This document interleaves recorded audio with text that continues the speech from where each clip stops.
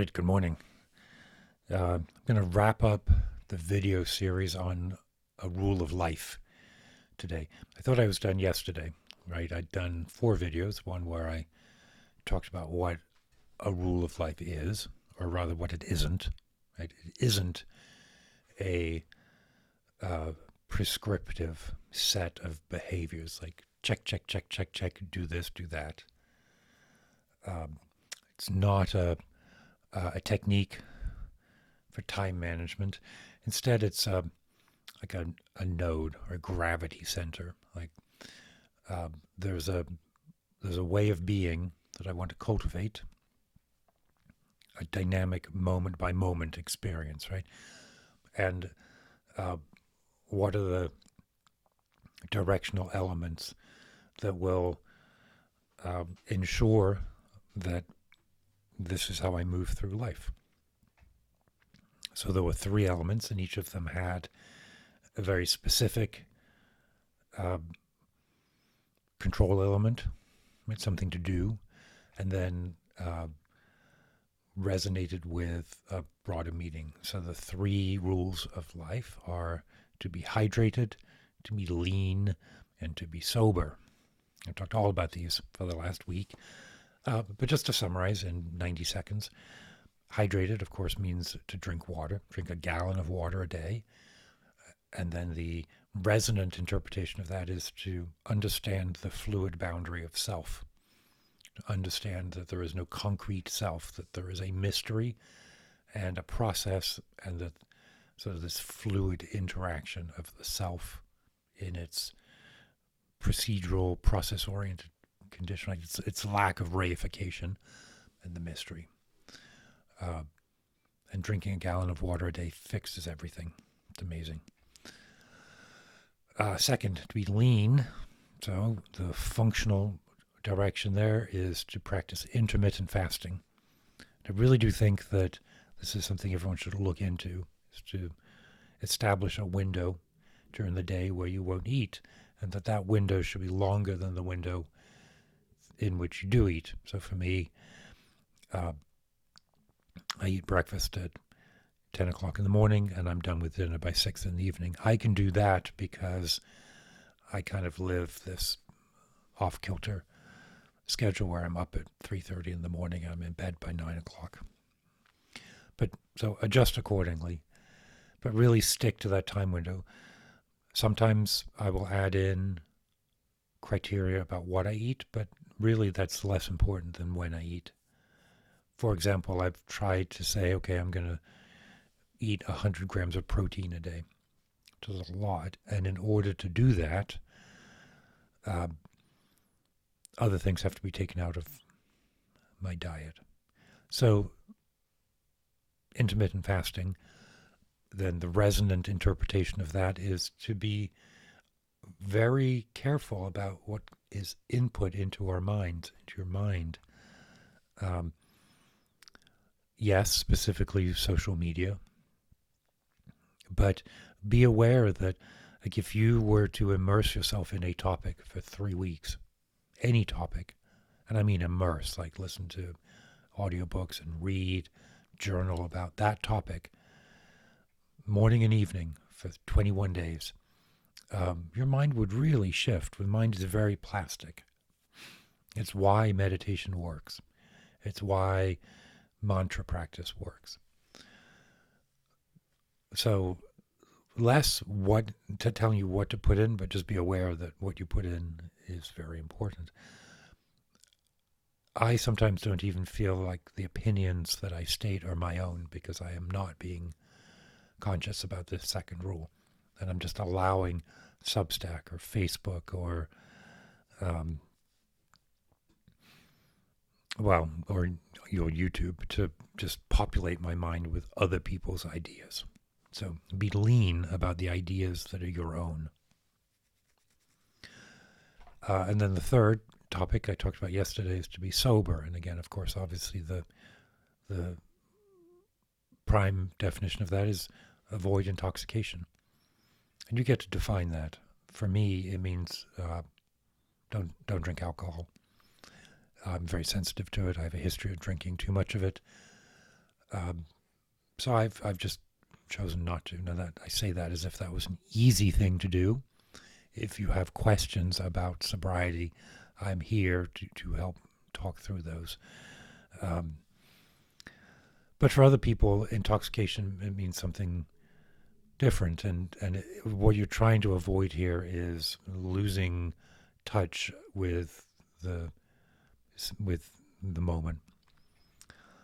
If you have drunk enough that you are no longer acting from a point of authenticity or integrity, then you are intoxicated. And for me, that's very, very little. For you, it might be a couple glasses of wine. Who knows? Who knows? Right? But find that limit, and then stick to it. So that's the functional rule for sober. But sobriety ultimately is to be present and have no regrets. So then I thought, as I was saying that yesterday, I thought, well, that's really, if I think about it, uh, the revitalization of my practice that took place a few years ago, coinciding with when I stopped drinking, is this this worry that I would be drunk when I die. So the rule of life, and this is what I want to get across today, the rule of life is really the rule of death. It is the preparation so that the moment that I have here is it's backfilling. How would I want to approach the moment that I know is my last moment? How would I want to feel in that moment? Well, I'd want to feel hydrated with a good sense of the mystery. I would like to feel lean, meaning that I was thinking my own thoughts. And I would like to be sober, meaning that I was fully present and not consumed with regret. I don't know which came first. I think that a desire to deepen my practice, like I was always been practicing, even when I was drinking a lot. But at a certain point, the practice kind of came alive and more alive. And I realized there was no way to do that experience justice if I was hungover. Right? There's a razor's edge of practice. It was during the Dzogchen teachings, the 3-year Dzogchen cycle. And so I had a reason to be sober. I had a positive that I could think about, right? No one stops anything, let alone drinking, just because we say, I'm not going to do that. There's always an implied, I'm not going to do this so that I can do this other part. And for me, the so that was so that I could consolidate and mature the experiences of Dzogchen. Underlying that was this recognition. And here, so read Plato's Apology, right, which is the documentation of Socrates' last day on earth. Not last day on earth, last night alive. And what does he choose to do? Well, he chooses to surround himself with his students and his friends and to talk about philosophy. He chooses to do that with no regrets. His opinions are well stated. And he has a good understanding of what he knows, what he doesn't know.